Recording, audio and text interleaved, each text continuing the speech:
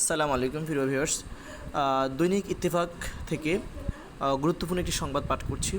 সৌদিতে চাঁদ দেখা গেছে। ঈদুল আজহা আজ 6 জুন।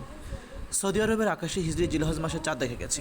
দেশেতে এই মাসে শুরু হবে আগামীকাল বুধবার 28 মে। ফলে ঈদুল আজহা উদযাপিত হবে 10 জিলহজ বা 6 জুন। সৌদির পাশাপাশি সংযুক্ত আরব আমিরাত, ওমান ও ইন্দোনেশিয়াতেও জিলহজ অর্ধচন্দ্রের দেখা মিলেছে।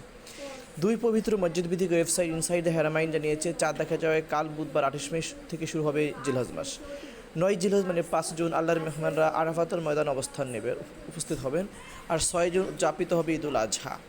আরাফাতের দিন হজযাত্রীরা আরাফাতের পাহাড় ও ময়দানে জড়ো হবে।